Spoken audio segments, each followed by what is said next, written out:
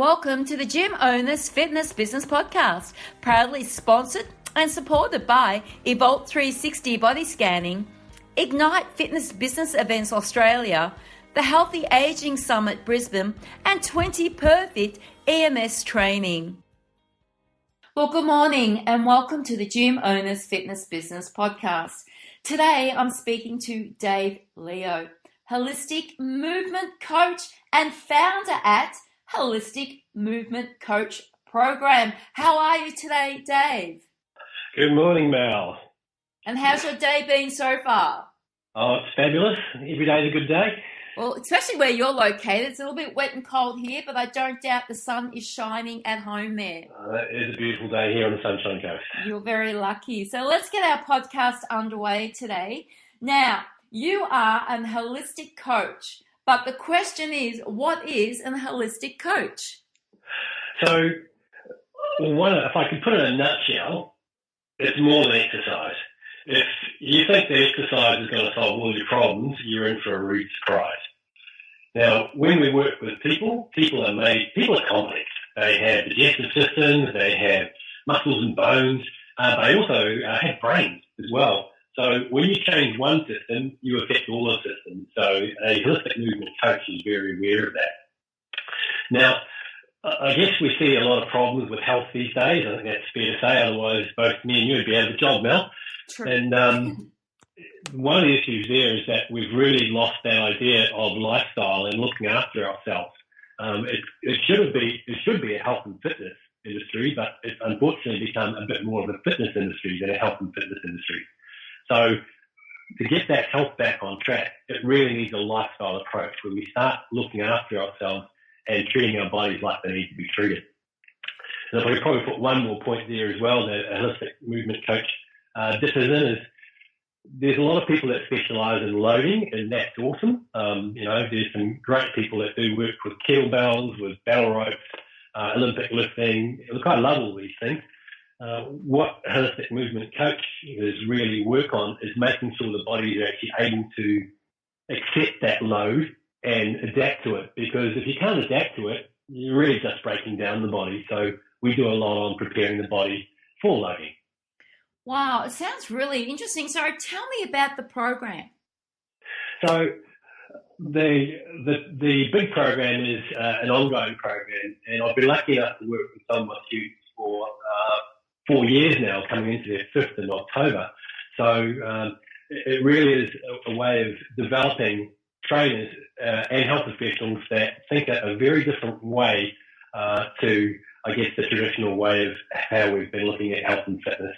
So we've had physios come on the program, we've had some chiropractors, myotherapists, and an awful lot of personal trainers as well. So that's really who we work with these days.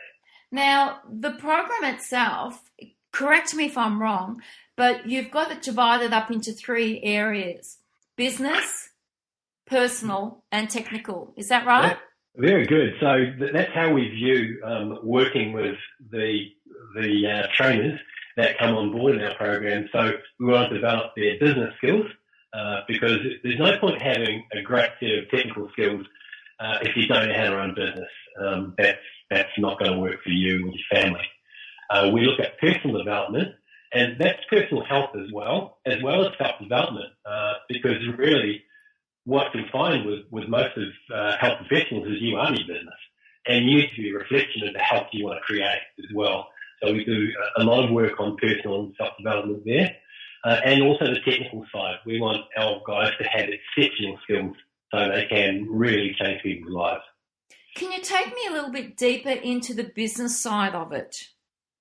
So I'm lucky enough on our team there. We have I have a business mentor and marketing mentor who really help out our guys on a one-on-one basis. So if our guys have an issue with, okay, look, I'm looking to franchise my business here, or I'm really interested in taking out a new lease on this place here. I've got guys who've got a lot of experience in business who can help with that as well as myself. I'm an old dude. I've been around for a while. So, we can certainly help with that. But we also look at, tracking as well to make sure that our guys are on track with how they're marketing, how they're converting, and looking after their bottom lines. So there is a big business aspect to what we do. And that's pretty important because, as you and I both know, without healthy profits, then we can't go on doing what we're passionate about. Absolutely. Now, Dave, in order to get the business right and to be creating those positive profits, you and I both know that on a personal level, we have to have our stuff together. And fitness industry professionals, though they're passionate about what they do, not all, but maybe a large majority, don't quite have everything together.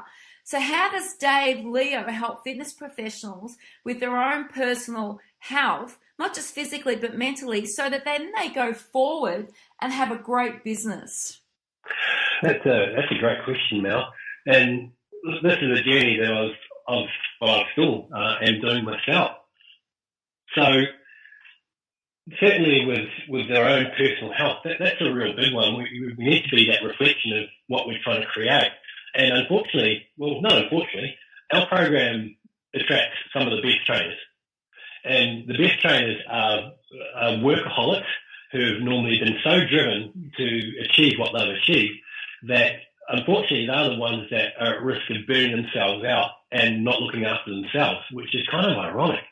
It's the ones, often the slack ones, this probably isn't an issue for them. I tend to deal a lot with overachievers. And unfortunately, this whole burnout and not looking after yourself is more of an overachiever's problem. So we tend to look at creating systems where people can track things they need to look after themselves. That may be the amount of sleep they get, maybe the time they have off, maybe the time they spend with their family. Also, it may be regenerative exercise as well. So when we train hard, we're working out, and it's catabolic, we're breaking down the body. So if we're doing meditative practices, low-intensity yoga, I'm not talking Bikram here, even going for a light walk, that can be very healing for the body. So we need to balance that working out and that working in to look after the person. So we actually put systems in place to make sure that people are doing those and they're committed to them. And we keep them accountable to those. Okay, so I'm going to ask you a question here. Why do we want to be overachievers? I think it's actually, you need to, why wouldn't you try and be the best you can be? There's not a lot of downside to that unless you're not balancing yourselves well. And this comes down to one of the first things that we do with our guys is look at what's the definition of success. If your definition of success is to be a multi-millionaire, but you want to spend all the time with your family and not work much, we've got a bit of a disconnect there straight away. So I think it's really clear to be important what your definition of success is. And sometimes, though, if we're not clear on that, we can work ourselves too hard. And one thing I'm really proud to say with some of our particularly guys who've been in the program for a long time is they work less and they get better at running their business without burning themselves out. And I think because they realise that definition of success for them is spending time with their families, looking after their health, and we want to see those things. Those are easily as important as the bottom line to us by a long shot, because that's what keeps these great people in the business, keeps them looking after themselves so they can change their lives, their family's lives, and all those people that they work with as well. How hard is it, though, to turn that mechanism on in the brain that says, wow, I need to stop, I need to pull back, I'm doing too much? But how do you do that? It comes down to awareness for a start, and taking the time to reflect on where you're at. A really good friend of mine, one saying that I stole from him was, you can't see your reflection in running water. And yeah, if we're constantly running on the hamster wheel, we can't have time to really see and feel where we are. So taking that time to feel where you are, what you're doing to yourself, and checking in on what your definition of success and what your life goals and values are, that's essential for you to look after yourself. Because when you get that disconnect, you want to spend time with your family, you want to look after your health, but you're working 70, 80 hours a week, that's when you're going to get yourself in a lot of strife. So keeping yourself accountable to that, and our guys keep accountable to the group with that as well, that can be really powerful, because we're often better at doing what we say we want to do if we're accountable to other people rather than to ourselves, which is just the way we're wired. Yeah, and it's funny, isn't it? As trainers, we tell our clients that they need to be accountable, and sometimes we are the absolute worst at it. And I'm hearing everything you're saying, and I'm definitely guilty of not disconnecting from my work. I can honestly say that, I can go 12 or 14 hours a day, and you do have to work out what's important, what's not important, and sometimes we just get lost in everything that we're doing. And it's not until we get into our early, late 40s, early 50s, mid 50s, and sort of sit up and go, wow, where did the last 30 years go? Yeah. Or you wake up and your child's not 4 or 5 anymore, but they're 24, 34. And you sit there and you sort of say to yourself, geez, I can't even remember when they were 15 or 16. And sometimes, you're right, we have to just stop, and we need to reflect, and we do need to get ourselves into a program that holds us accountable. How important, Dave, what role does nutrition play in all of this? It's one of the factors, and it's a big one. Chemicals are, there's that saying where, let food be like medicine and medicine be like food. And certainly if you, one neat study I saw, going back a while, is they looked at how the body regenerates. And every cell in your body is replaced every 7 years. So the you in 7 years' time now will be a different you now. Every single cell will be changed. So if you're trying to create new cells and rebuild yourself with crap, with synthetic non-foods, how can you possibly build a better you? So that just doesn't work. So you can't make a silk purse out of a sow's ear. That's the polite saying of that version. So if you want to create a good body and a good mind, because those neurotransmitters are also very much affected by food, it's an essential building block. You can't take that one away. And as part of being a system of systems, from a holistic movement coach point of view, you screw up your digestive system by putting toxic rubbish in your system, it will affect all those other systems. That's the muscular system, that's your hormonal system, your emotional system. It will change everything. So it's a very important building block. And you and I both know that out in the marketplace, every day there is something popping up on the shelves that is just thrown in front of us that is supposed to be the miracle cure to all our problems. And I think that we need more education as an industry on what to say no to when those products come out.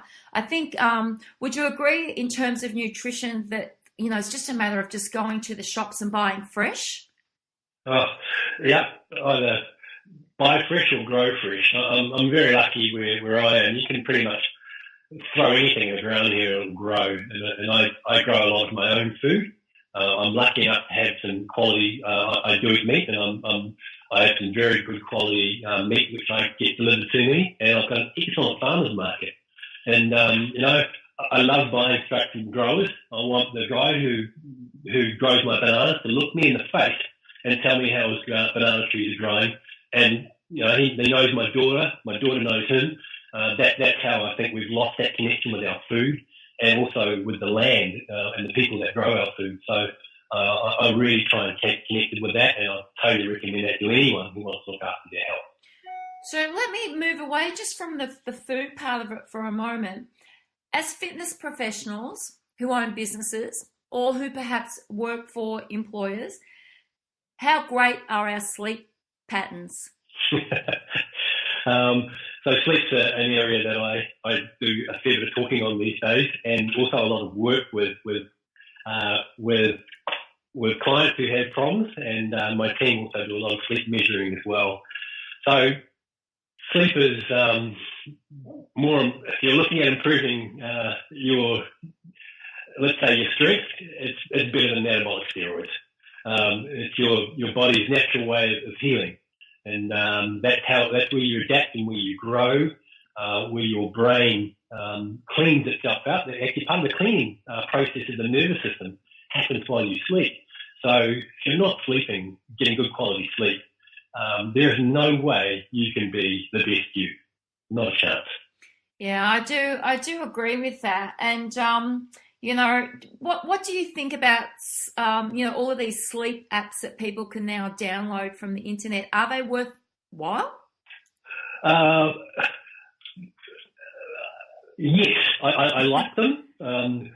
Let me tell you why I do like them, first of all. I like them because at least people are focusing on getting better sleep. Yeah. And you get what you focus on.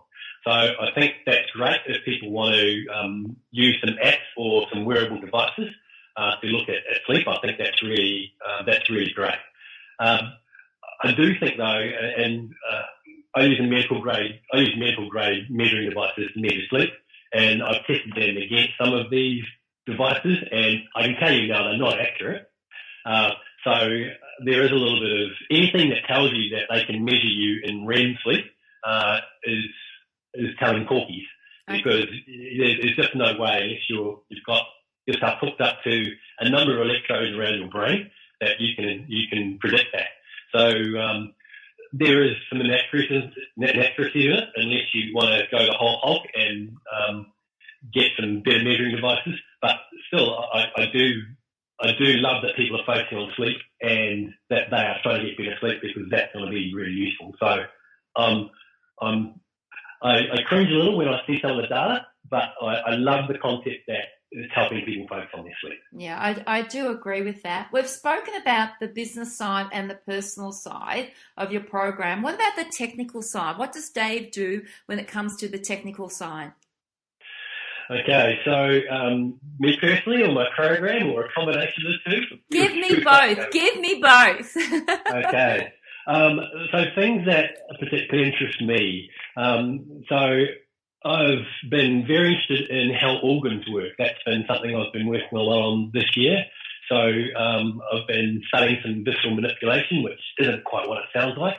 So looking at how your organs work and how to optimize how your organs work, because your organs are definitely ruled over your musculoskeletal tissue. So if you've got a sore lower back, and if you've got a gut that's not working well your gut takes priority over your lower back any day.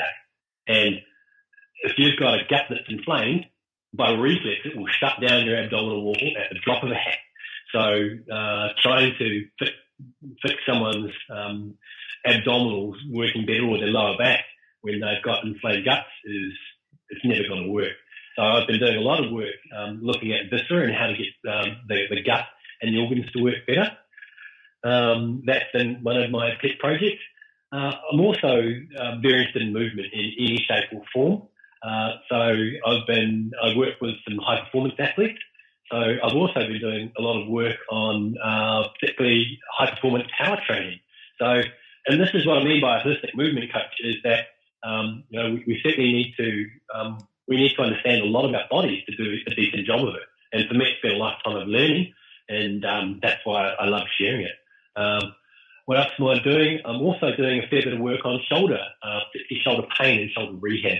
I do enjoy working with clients with chronic pain. I'm fascinated by seeing how we can help people who really had a tough run. And I've been doing a lot of work on shoulders this year and presenting a lot of work on shoulders as well. I love that what you said earlier on about the gut health comes before lower back. Can you just go a little bit deeper on that? Because the amount of people that come into the club, I've had a bad back, or I've got a bad back. You never hear anybody say when they're filling out a PARQ, I've got gut issues. Do they even know that they've got gut issues? Well, we actually screen from that. And the first time that someone will come and see us, we actually start screening, looking for gut dysfunction. And, the analogy I give here is, imagine I've got a cut on the palm of my hand here. There is no way that I want to squeeze my hand into a fist, because it's going to hurt. The body will run away from pain, and it will do anything to avoid it. So if you've got an inflamed gut from eating poor quality food, from not sleeping well, from alcohol, from whatever is going to upset that gut, there is no way that your abdominal wall will be able to contract around that gut. It won't want to do it. So by reflex, it will shut that gut down. And no amount of transverse abdominis work, or planks, or or functional cable work will make that work. It will probably just cause you more problems. So certainly, understanding the body and how the systems work together is a vital way of making a difference, particularly when you start working with complex people, which is most people, because I think humans can be, we are very complex. We live in a complex world. So let me ask you a lay question. What do you think of the gut powders that are available in the shops for people to purchase? Gut powders?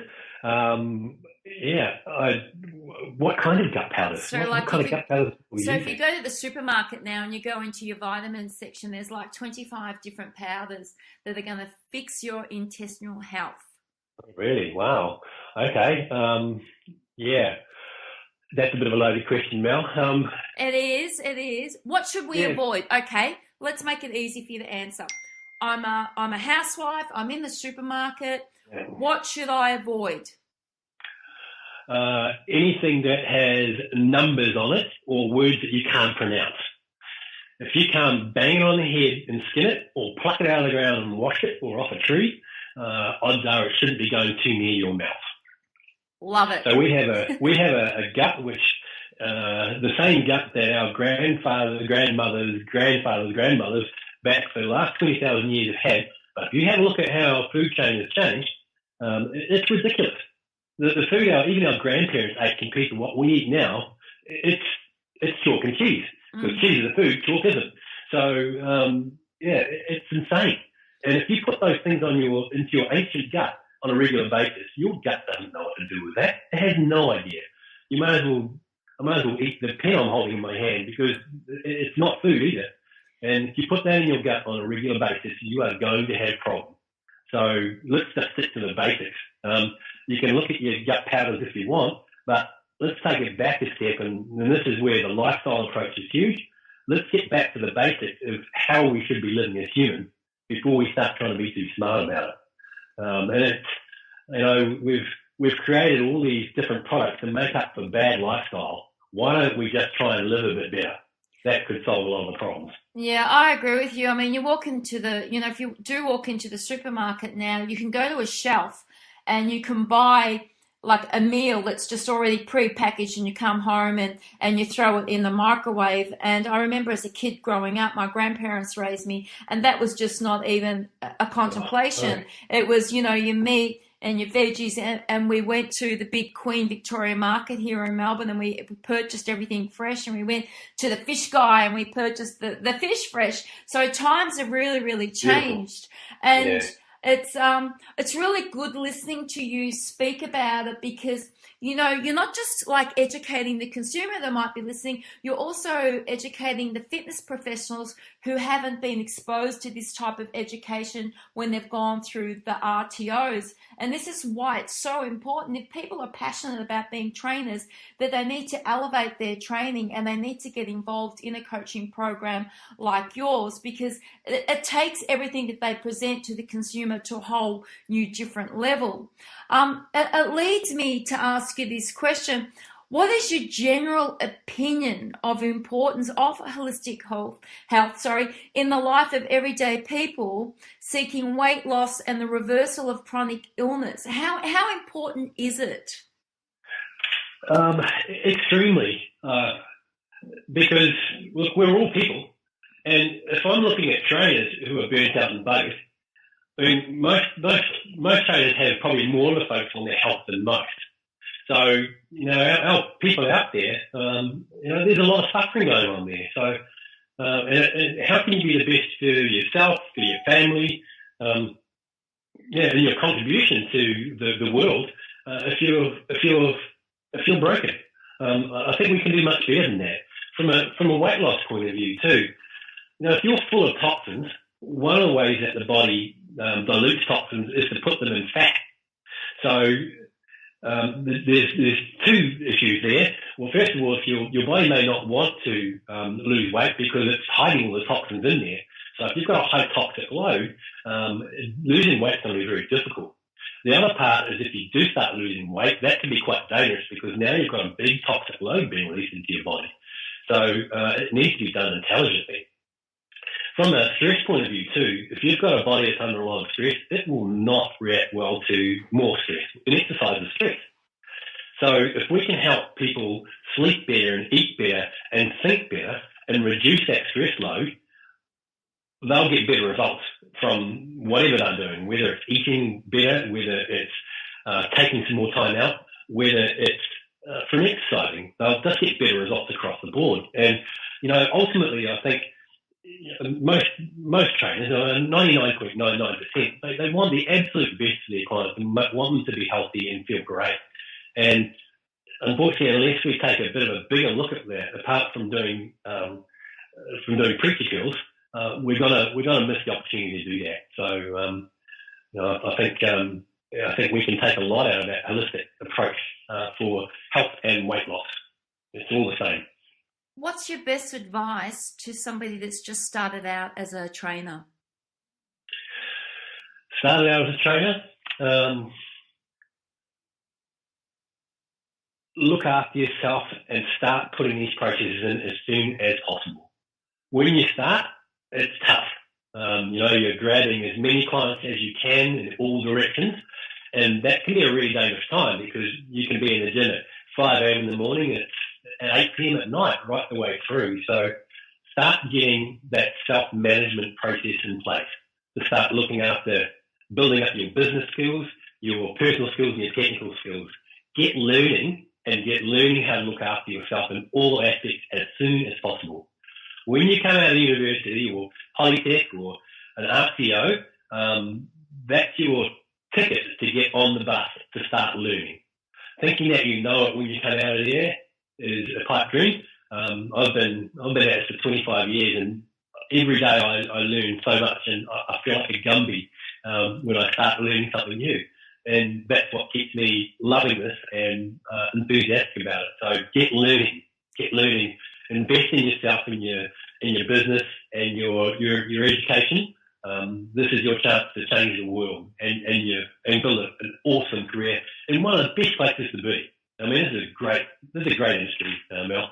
It's a fantastic industry, and I absolutely love it, and probably over passionate sometimes. But hey, that's okay. Now, I was on your website earlier on today, and it's absolutely amazing. There's just so much information on there. So, Dave, do tell the listeners about the website and where they can find it. So, the best place to have a nosy is the Holistic Movement Coach website, which is H for Harry, M for Movement. Oh, I could have said holistic, H for holistic. That would make more sense, wouldn't it? I'm trying to be all army here. So hm-coach.com will get you there. And there's some articles in the article section, funny enough.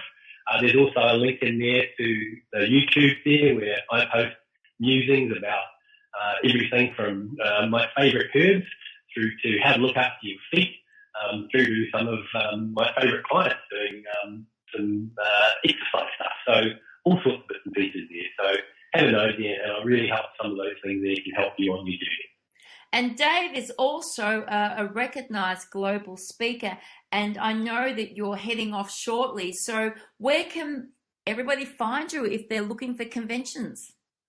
So for those of you who are over in Asia, so I know I've just spent some time over with Mel in Singapore where we ran into each other, which was lovely.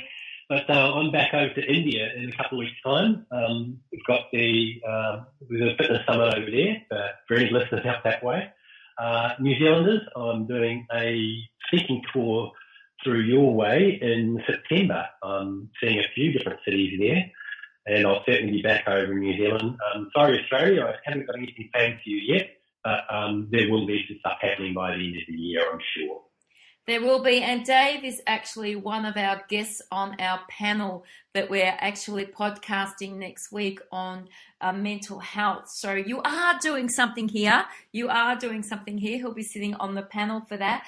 Dave, it's been absolutely fantastic speaking to you today. I know that a lot of the listeners will get a lot of education just from this podcast, and I don't doubt they'll be hitting up your website, and if not, I'm sure that some of those guys in India will be coming up and wanting you to come back and give them more education, because you are one knowledgeable person. There's absolutely no doubt about that.